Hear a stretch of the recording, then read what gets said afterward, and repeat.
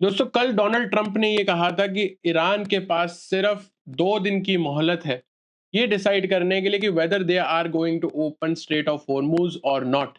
Now if they do not open strait of Hormuz, जहां से विश्व का 20% ऑयल ट्रेड होता है शिप्स के थ्रू, अगर ऐसा ईरान उसको ओपन अप नहीं करता तो डोनाल्ड ट्रंप ने कहा है कि अगले 24 घंटे में ईरान पे एक ऐसी स्ट्राइक होने वाली है कि जिसके बाद ईरान एक जीता जागता नर्क बन सकता है। It is going to be a living hell. जब मैं ये वीडियो बना रहा हूं तब 24 घंटे से भी कम बचे हैं। अब इस पीरियड के दौरान क्या वो फैक्टर्स है जिसका आपको ध्यान रखना है, चाहे आप स्टॉक मार्केट में इन्वेस्ट करते हो या ट्रेड करते हो।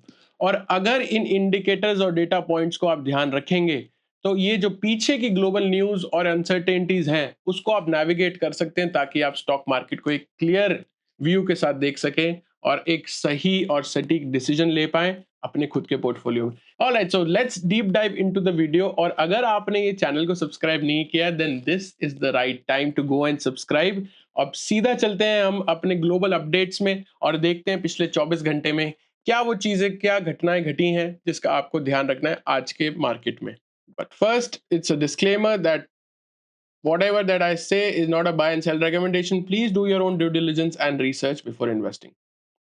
All right. So Donald Trump, as we discussed on yesterday's live session, that ये Donald Trump का tweet था that today will be the power plant day and bridge on Tuesday. That is today, आज Tuesday है, but क्योंकि America थोड़ा पीछे चलता है तो अमेरिका में एग्जैक्टली कल सुबह के, इंडिया के कल सुबह जो 6 बजे है तकरीबन, तब इस डेट के हिसाब से और इस टाइम के हिसाब से इस ट्वीट को आप पढ़िए। ऐसी भाषा लिखी है और ऐसी बातें कही हैं कि दैट एक अमेरिका के प्रेसिडेंट पे ये बिल्कुल भी सूट नहीं करता है। ये ऐसा लग रहा है कि किसी टपोरी ने बोला है और एग्जैक्टली वही भाषा है ना। अब कोई भी इस चीज को अगर इंसान पढ़ेगा तो वो डरेगा कि ये इंसान अगर ऐसा लिख सकता है तो क्या कर सकता है, और वो भी अमेरिका का प्रेसिडेंट, सबसे पावरफुल इंसान पूरे विश्व का। अब इस चीज को हम नेविगेट करेंगे कि क्या ऐसा होने वाला है, क्या हो सकता है और मार्केट में क्या चीजें घट सकती हैं अगर कुछ भी 2-3 चीजों की लाइक्लीहुड, अगर पॉसिबिलिटीज इवेंट्स की हुई तो।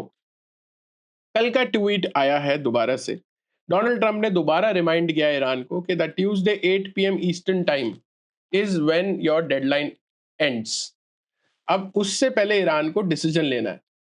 नाउ लेट्स हियर कि कल डोनाल्ड ट्रंप ने क्या कहा। Entire country could be taken out in one night, and that night might be tomorrow night. He said that the entire country could be taken out in one night and that night might be tomorrow's night for Iran. ये दोबारा back to back he is reminding Iran that things will not be best and good for you और destruction next level हो सकती है if you do not open strait of Hormuz. ये चेतावनी सीधी Donald Trump दे रहे हैं बार बार ईरान को और एक ही बात बोल रहे हैं कि स्ट्रेट ऑफ हॉर्मूज को खोल दीजिए, अदरवाइज जिस लेवल की डिस्ट्रक्शन मैं लेकर आ सकता हूं ईरान में, and it will take just one night to do that. अब ऐसे में ईरान क्या कर सकता है? ईरान के पास कुछ ही ऑप्शंस है। Number one is to negotiate. अभी हम बात करेंगे कि ईरान ने किस लेवल पे नेगोशिएशन करने की कोशिश की है, which is the first time Iran has done so.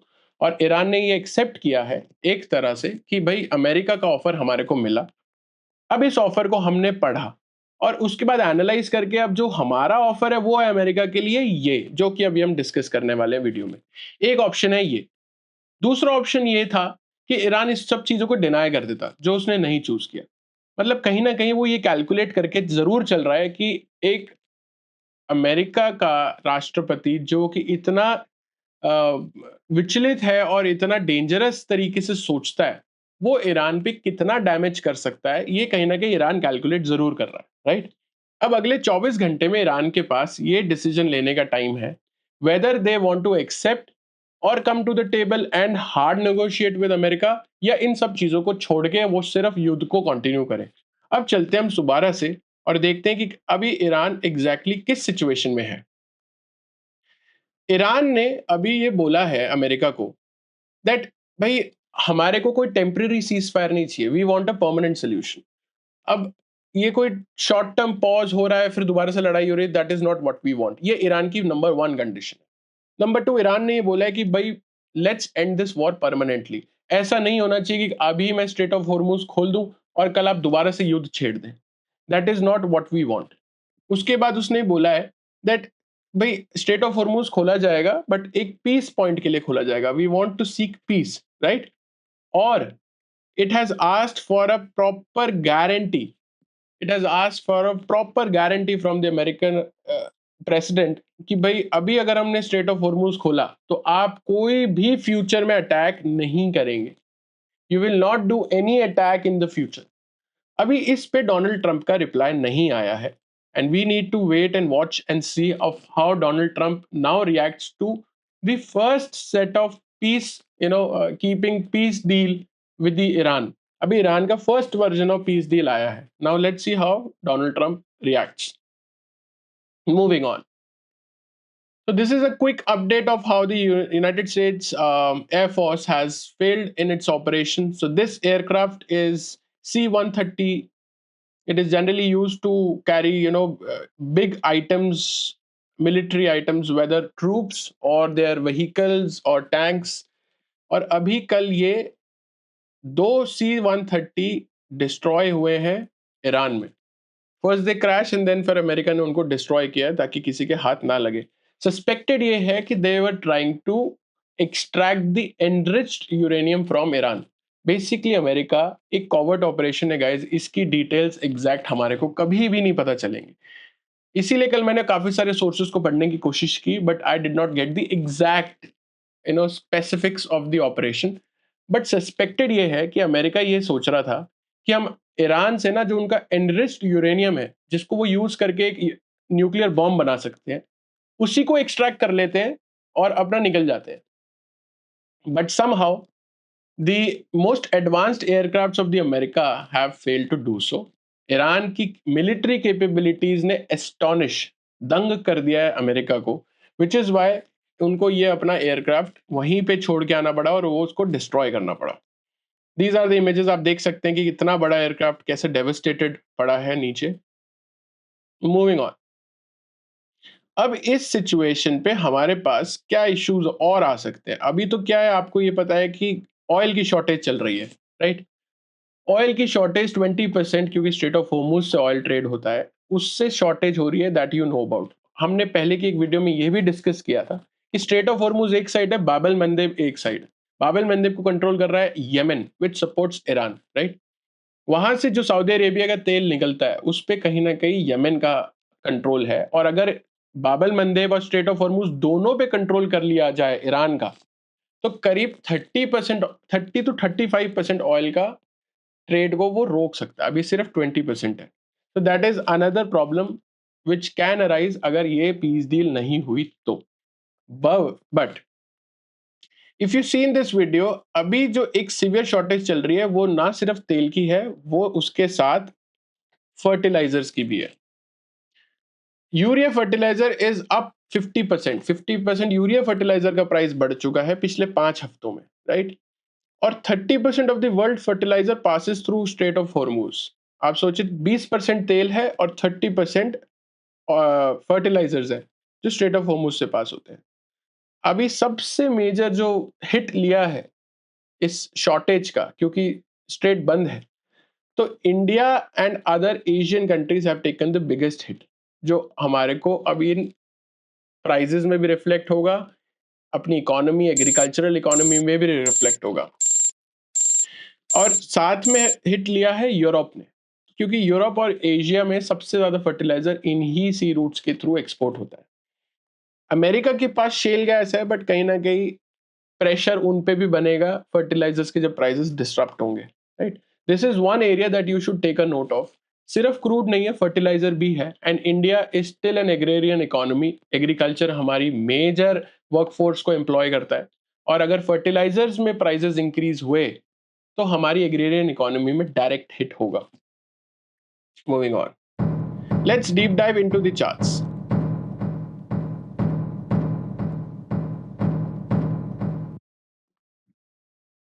So this was the close that we saw yesterday. कल निफ्टी ने पॉजिटिव 1.12% एंड किया। We closed at 22,968 level. ये हमारी कल की क्लोजिंग थी, राइट? फिर निफ्टी 500 भी कल पॉजिटिव क्लोज हुआ, we saw solid closing in mid caps and then followed by small caps. VIX index में बहुत ज्यादा कूल ऑफ नहीं था। आज का गिफ्ट निफ्टी करीब करीब 0.3% पॉजिटिव था, इनिशियली 0.5 था जब मैंने वीडियो बनाई थी ये। नाउ ग्लोबल इंडेक्सेस कल कैसे क्लोज हुए? S&P closed solid 0.44% positive, Dow Jones was 0.36% positive, Nasdaq was 0.6% positive, Nikkei was 1.28% positive. Hang Seng कल चाइना की और ताइवान की छुट्टी थी, इसीलिए इंडेक्स कल बंद थे। Now Brent crude is currently trading at $111 per barrel. अभी ब्रेंट एक रेंज बाउंड हुआ है। इट इज ट्रेडिंग रफली बिटवीन 108 टू 111 एंड 12, $108 से लेके $112 के बीच में पर बैरल क्रूड ऑयल ट्रेड हो रहा है, राइट? अब ये सिचुएशन इसीलिए बनी हुई है क्योंकि कहीं पे भी क्लैरिटी नहीं है of how United States will react tomorrow morning at 6 AM। अगर चीजें एस्केलेट हुई तो यहां से ब्रेंट क्रूड कब 135 $150 हो जाएगा हमें पता भी नहीं लगेगा। और अगर चीजें सेटल डाउन हुई और कल अमेरिका ने अटैक नहीं किया तो ये ब्रेंट क्रूड ऑयल आप ही के सामने धीरे धीरे धीरे धीरे धीरे कूल डाउन होगा। It will not crash immediately, but धीरे धीरे 90 $95 देन $90 देन 85 देन 80 वापस आते आते with in a year probably it will come back to $70 or $65 per barrel. Now here's a quick market breadth update। जो कल market bread थी ये आपको दिखाना बहुत जरूरी है। दैट कल जब हमने क्लोज किया था निफ्टी में 23% stocks were above their 50-day moving average line, which means that जो लॉन्ग टर्म एवरेजेस हैं उसके ऊपर 50% स्टॉक्स थे। शॉर्ट टर्म मूविंग एवरेजेस जो जैसे कि होती है 21-day EMA, उसके ऊपर 36% स्टॉक्स थे। तो मार्केट ब्रेथ गाइस इंप्रूव हुई थी, उससे एक दिन पहले 26% थे, फिर हुए 36%। So this is something that you should closely notice. यही वो मार्केट डेटा है, one of the market data indicators that I track closely, और ये आपको डेटा पॉइंट शेयर करता है।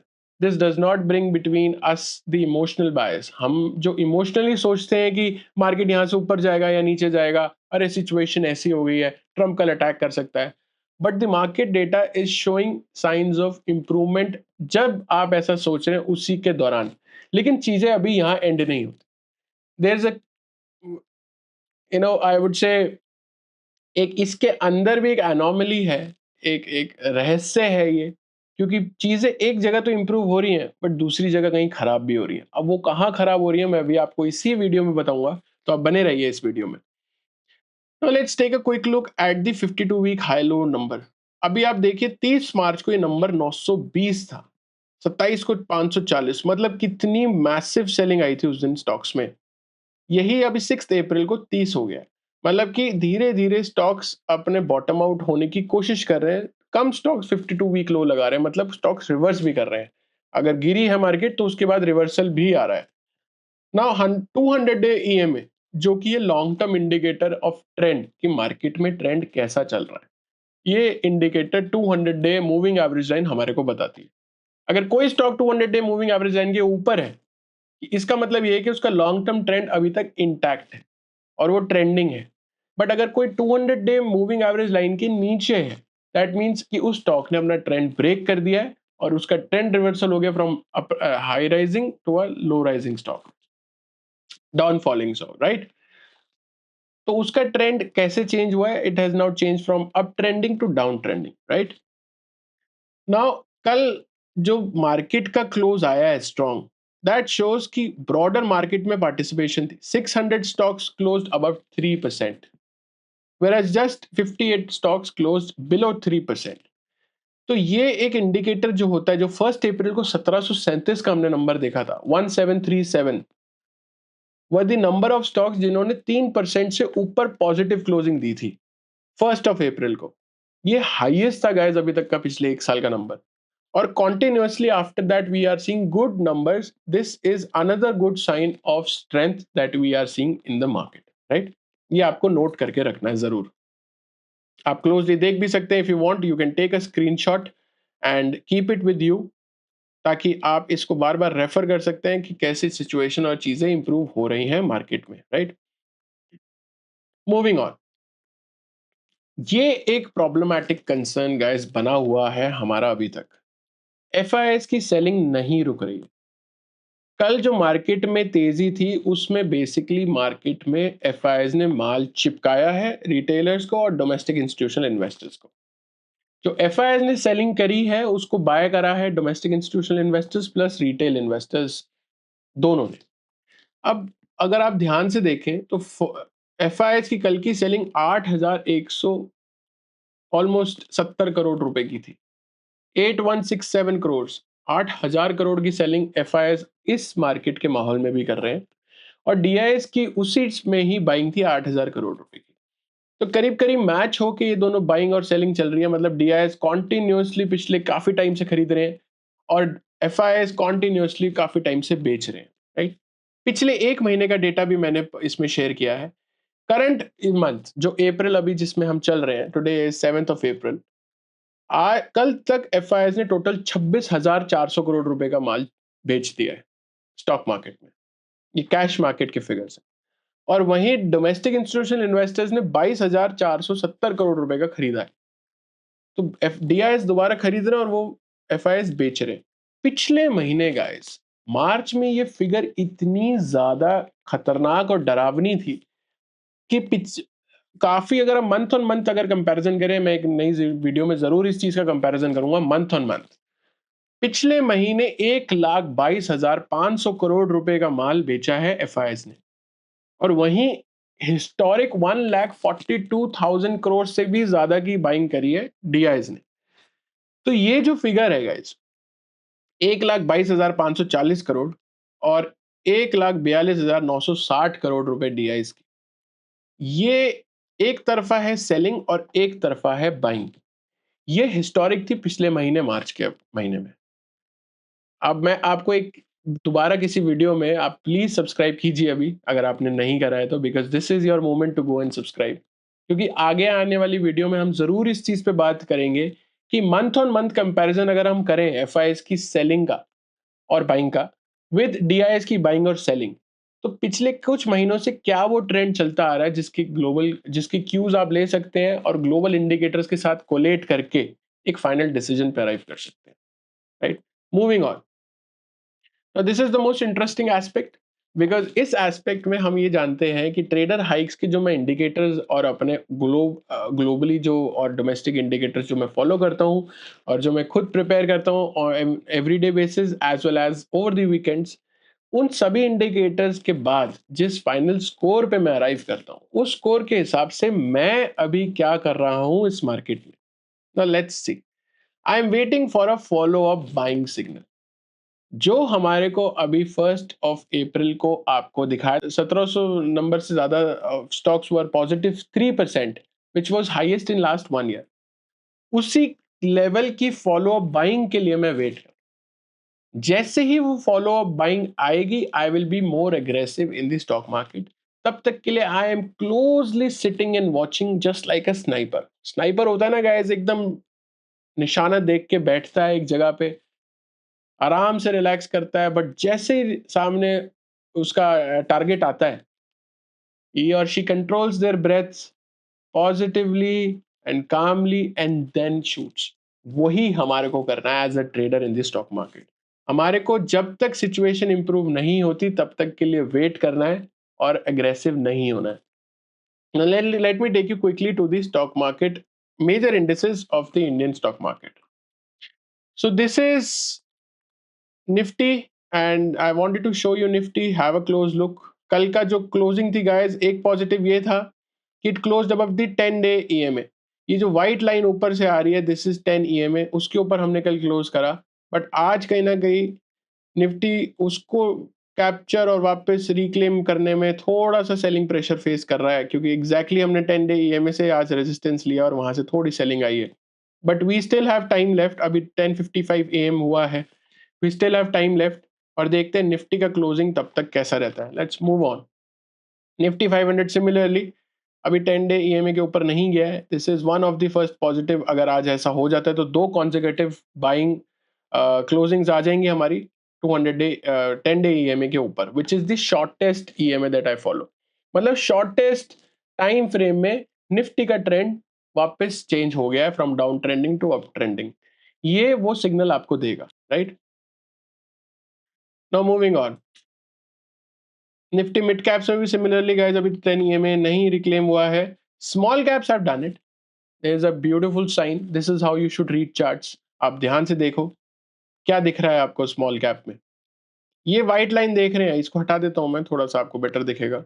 ये मैंने इसलिए हाईलाइट किया था क्योंकि highlight a few changes in the indices, आप भी कर सकते हैं। देखो जहां पे कोई चेंज दिखे ना उसको तुरंत हाईलाइट कर दो, ताकि आपके पास एक रेफरेंस पॉइंट हो बाद में जाके चार्ट्स को देखने का, राइट। यहाँ पे अब आप देखिए कि क्या एग्जैक्टली हुआ है, मैं बड़ा कर देता हूँ चार्ट्स को।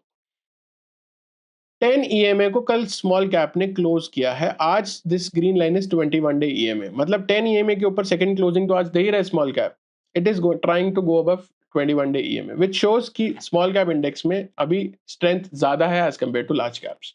माइक्रो कैप्स ने 21 EMA को भी रिक्लेम कर लिया है, can you see this. 10 day EMA को माइक्रो कैप ने यहां रिक्लेम किया था, देखो ये वाली कैंडल 10 डे EMA के ऊपर थी, राइट। 21 डे के ऊपर कल माइक्रो कैप्स क्लोज हुए यहाँ पे। Now this is the second closing above 21 day EMA. This is how you read charts. ऐसे ही आपको इंडेक्सेस को क्लोजली फॉलो करना पड़ता है, and this is my initiative of teaching you कि आप कैसे डिटेल में एक इंडेक्स को और एक स्टॉक को पढ़ सकते हैं, उसके टेक्निकल्स को ध्यान से नोटिस कर सकते हैं। यही वो क्लूज होते हैं गाइस मार्केट में, जो एक एडवांस और एक एक्सपीरियंस्ड ट्रेडर देख सकता है और एक एमेच्योर ट्रेडर नहीं देखता है। एमेच्योर ट्रेडर सिर्फ और सिर्फ बातें सुन के और बायसेस के साथ ट्रेडिंग करता है, but an experienced and an seasoned trader इन सब चीजों को पहले ध्यान से देखता है और उसके बाद डिसाइड करता है कि क्या करना है और क्या नहीं करना है। So US dollar is currently at 92.393, ये थोड़ी वीकनेस डॉलर में कूल ऑफ हुआ है और आई है, which is a good sign for us. This is absolutely great, 2.5% अपने हाई से 95.25 से डॉलर कूल ऑफ हुआ है, it is a great sign for us. Crude oil is still trading at $111 per barrel. We just discussed that. And this is all, I guess. इसके अलावा तो अभी gold silver are the most volatile up until now, so there is no point discussing that. अभी फिलहाल हमारा जो focus है that is majorly on the markets and nowhere else, right? So this is something that you need to take a note of. And आज जो हमने discuss किया है वीडियो में, दैट इज कि अगले 24 घंटे में हमारे पास 3 ऑप्शंस हैं जो ईरान कर सकता है। नंबर 1, उसने जो पीस डील दी है वो उसी को ही आगे लेके नेगोशिएट करे और यूएस के साथ एक कहीं ना कहीं कॉमन पॉइंट्स पे एग्री करके और एक डील साइन कर ले। नंबर 2, जो ईरान ने नहीं किया वो एक ऑप्शन था कि ईरान पीस डील को एक्सेप्ट ही ना करे और इग्नोर करके बैठा रहे अपना शांति से, which it did not do. Third is कि अब वो पीस डील उसने जो दे दिया उसी पे वो स्टिक अराउंड करे और कहे कि भाई यही मेरी तरफ से डील है, अगर आपको एग्री हो तो ठीक, नहीं तो हम लड़ाई करते रहेंगे। अभी ईरान ने फर्स्ट ऑप्शन चूज किया है, जिसमें ईरान ने अपनी तरफ से कुछ पॉइंट्स ले डाउन करे हैं डोनाल्ड ट्रंप के लिए। अब डोनाल्ड ट्रंप के लिए आज ये डिसाइड करना होगा कि इस पीस डील को वो कितना आगे ले जाना चाहते हैं, और क्या वो स्टिक अराउंड करते हैं अपने ही पुराने प्लान पे कि भाई आप स्ट्रेट ऑफ हॉर्मूज खोलिए, अदरवाइज हम आप पे कल सुबह 6 बजे अटैक करने वाले इंडियन टाइम के हिसाब से। अगर ऐसा होता है और अटैक होता है तो थिंग्स विल डेफिनेटली एस्केलेट, और मार्केट में जो भी वॉलेटिलिटी आपको दिख रही है that is just a minuscule aspect of it. वो वॉलेटिलिटी बढ़ेगी और उसका आपको direct impact crude, Indian rupee और इंडिसेस और स्टॉक मार्केट सब में दिखेगा, राइट। नाउ हमारे को as a trader we need to closely track and look at the market. अभी हमारे को जज नहीं करना है, स्पेकुलेशन का काम होता है फ्यूचर्स एंड ऑप्शंस में गाइस, जो मैं नहीं करता हूं।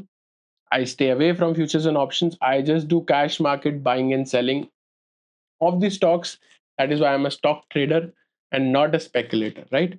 ये मैंने अपनी वीडियोस में कई बार दोहराया है। अगर आपको शौक है फ्यूचर्स एंड ऑप्शंस करने का तो आप प्लीज किसी और चैनल को जाके फॉलो कीजिए, ये चैनल आपकी कैपिटल को कैसे प्रोटेक्ट करना है और रिस्क को कैसे मैनेज करके चलना है, उन्हीं लोगों के लिए है जो कंसिस्टेंटली लंबा चलना चाहते हैं अपने ट्रेडिंग करियर में, राइट? तो अभी मार्केट ऊपर नीचे उतार चढ़ाव चल रहा है, कभी मार्केट पॉजिटिव हो रहा है, कभी वापस नेगेटिव हो रहा है, कभी 1% ज्यादा नेगेटिव हो रहा है, वापस पॉजिटिव हो रहा है। तो ये वॉलेटिलिटी चलेगी क्योंकि मार्केट में अभी कोई डायरेक्शन नहीं है, it is just speculation. But हाँ, कुछ हमारे पास पॉजिटिव सिग्नल्स आए थे जो मैंने आपको बताया, that market data breadth is improving, number of stocks trading above their short term and long term moving averages have gone up, indices have tried to close above 10-day EMA और कुछ index तो 21 day के ऊपर close हो रहे हैं। वो कौन से आप कमेंट करके बताइए, अभी हमने जस्ट डिस्कस किया है। Now, if you have any more questions, you can write down in the comment section. I will try to answer them all and at the earliest. All right. So till then, take care and trade safe. Don't speculate. Wait for the right signal. हम आगे आने वाली videos में जरूर इन पे बात करने वाले हैं और कल होगा एक live session at 8:45 a.m. So if you haven't subscribed to the channel, then this is your moment to go and subscribe. And I'll see you tomorrow at 8:45 live session. Till then, take care. Bye bye and Jai Hind.